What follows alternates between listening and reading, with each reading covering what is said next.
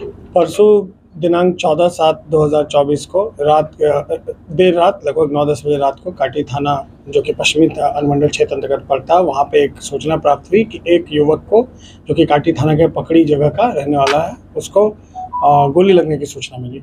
सूचना मिलने के तुरंत बाद काटी थाना टीम एसएचओ अपने दल बल के साथ दोनों जगह पहुंचे। एक जहां पे बताया जा रहा था कि यहाँ पे लगी है, और दूसरी बात जहां पे वो एडमिट थे, जो माँ जानकी हॉस्पिटल में।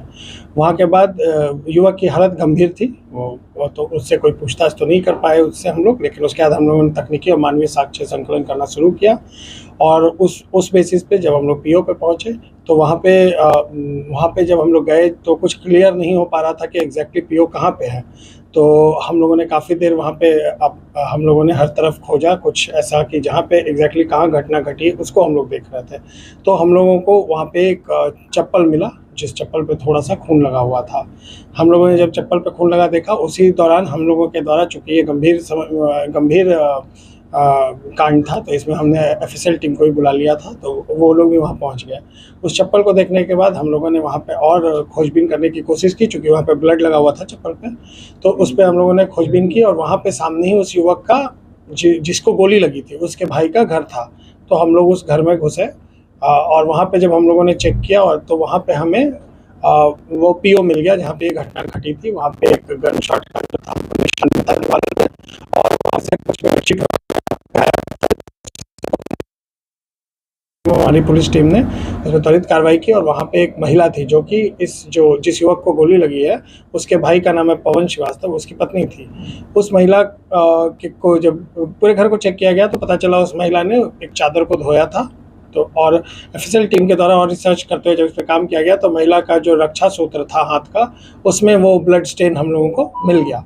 तो उसके बेसिस पे हम लोगों को पता चला कि पीओ यहीं पे है। और फिर उस महिला ने से को हम लोगों ने जब पूछताछ किया, और हिरासत में लेकर जब पूछताछ किया गया, तो महिला के द्वारा बताया गया कि उस दिन शाम में उसके जो जिसको गोली लगी, वो महिला के पति के बड़े भाई हैं, तो उसके भैंसुर को उन लोगों ने बुलाया था। वो फिर अपने घर से वहाँ पे गए थे घटनास्थल पे, जहाँ पे कि ये जिसको गोली लगी, और बाकी महिला का पति पवन और 2 लोग और, जो महिला नहीं बता पाई, बट उन्होंने ये बताया कि 2 लोग और थे, और एक और नाम उन्होंने बताया दिलीप का। ये इतने लोग थे जो वहाँ बैठ के शायद अपने बैठे हुए थे, कुछ बातें कर रहे थे। उसी में कुछ विवाद हुआ, शराब पीने की भी कुछ बात बताई गई है, जिसमें कि विवाद हुआ, और उसी विवाद के दौरान गन शॉट का आवाज़ सुनाई दिया, जिसके बाद ये जो जिसे गोली लगी है, उसको लेके तुरंत कुछ लोग वहाँ से माँ जानकी के लिए भागे, और महिला के द्वारा इतना डिटेल उस वक्त हम लोगों को बताया गया।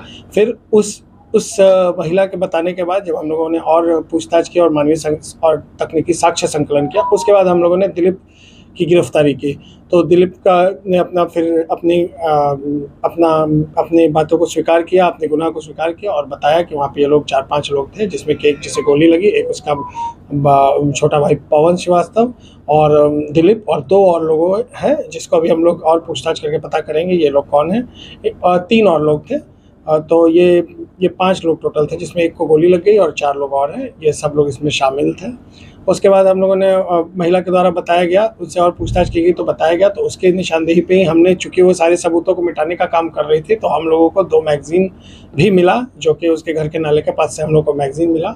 और उसने ये भी बताया कि वो उसने पिस्टल भी जो यूज़ हुआ है, पिस्टल संभवतः पिस्टल है, गोली चुकी थी, तो उसे भी हम लोग खोजने की कोशिश कर रहे हैं, जिससे जैसे उसने बताया कि उसे भी कहीं छुपाया गया, तो हम लोग कोशिश कर रहे हैं कि वो भी हम लोग रिकवर कर लें। और इसमें हम लोग जो पवन श्रीवास्तव हैं, और जो बाकी जो लोग हैं, उनको पकड़ने की, और जो लोग इसमें शामिल, जिसका नाम अभी हम लोग देख रहे हैं, उन लोग को पकड़ने की कोशिश कर रहे हैं। वजह क्या रही सर? वजह क्या था सर? अभी तक वजह बहुत क्लियर नहीं आया है, चूँकि पवन श्रीवास्तव, जो कि इसका मेन अभियुक्त है, वो अभी तक हमारे हाथ नहीं आ पाया है, जो कि जिसे गोली लगी है, जो कि अभी इलाजरत है, वो उसका अपना भाई है। तो एक मुद्दा ये ज़मीन विवाद का उन दोनों भाई में आपस में कुछ हो सकता है, या कोई और भी मुद्दा होगा, जो कि तब क्लियर होगा जब लोग पवन श्रीवास्तव को अरेस्ट कर लेंगे। पर ये क्लियर था कि उसे उसके घर पे बुला के उसके बाद ये घटना कारित की। जो गिरफ्तार हुआ वो कौन है?